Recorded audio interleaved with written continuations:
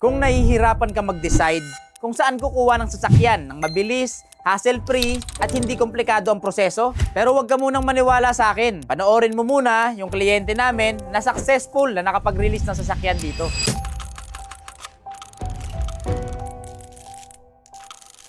Ako pala si Jing, naging isang client ng M-Cars. Ang unit ko nasa 1 year and 3 months na, wala naman siya naging problema. Okay naman siya kasi nagtanong-tanong din naman ako tungkol dyan dahil bala ko talaga kumuha ng unit. Kaya nang sabi kasi nila na ang M-Cars daw, mabilis mag-release. Eksakto naman, kailangan din ng anak ko. Actually, hindi naman talaga sa akin yung unit. Sa anak ko yan. Ngayon, pati nga yung pangalan yan, sa kanya din. Pagpasok ko naman ng M-Cars, okay naman eh. Dahil sa mga guard, mabait naman siya. Nung pinapasok din naman kami agad. Yung mga agent naman doon, mababait. Mabilis lang. Basta nung nagpunta kami doon antimano, inassist kami. Tapos yung unit na kailangan namin, tinanong lang. Nagpunta kami agad doon, pinapili kami kung anong unit ba yung gusto namin. Sabi ko, kailangan ko panghanap buhay.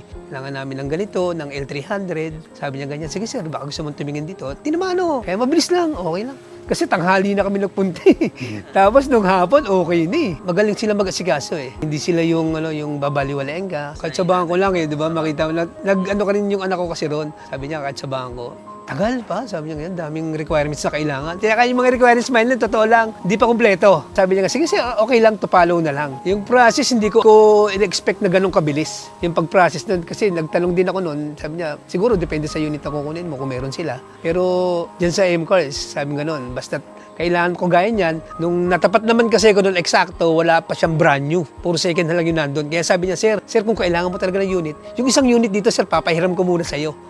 Palilinis ko lang. Tapos, papahiram ko sa'yo, sir. Bukas na bukas lang, sir. Morning, pagagising mo, nasa iyo na yung bagong unit mo. Totoo nga. Hindi ko pa nga nagagamit yung unit na inuwi ko rito. Tapos, sabi niya, sir, kung kailangan mo, tanghali ba o bukas lang, tomorrow ng morning o afternoon, pinakamatagal, sir. Nasa iyo na yung bagong unit mo. Totoo. Dineliver dito, okay naman. Talaga, merong sariling tindahan yung anak ko dyan sa may palengke ng Pulo. Dalawa kasi yon, yung isang unit niya para dun sa mga beauty product niya, yung kabilang tindahan, yung para sa mga styro cup, kung ano yung mga pangailangan sa pagkain. Ano mo ba nung wala pa yan?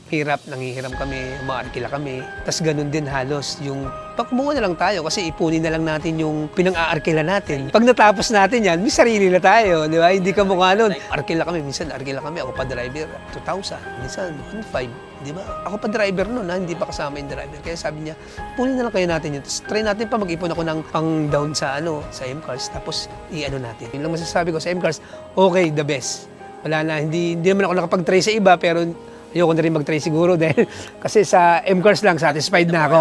Okay na ako. Pumunta kayo para masubukan nyo. Wag lang ako yung magsasabi sa kanila o magsasabi sa inyo. Pero sa M-Cars, sigurado, mapapaayos kayo. Totoo, re-recommend ako yan. Kasi marami na rin ako nakapagkwentuhan. Kahit yung mga kaibigan ko, mga kumpare ko, nire-recommend ko yung M-Cars talaga. Kasi nga, sinasabi ko sa kanila, kung gano'n siya kabilis mag-release, isa pa mabait yung mga agent doon, yung mga nasa office doon, okay siya, the best. Try nyo sa M-Cars. Para malaman nyo rin yung kagaya ng naramdaman ko sa kanila. M-Cars page number 1, basta dream cars, M-Cars. Ganun si Boss Jed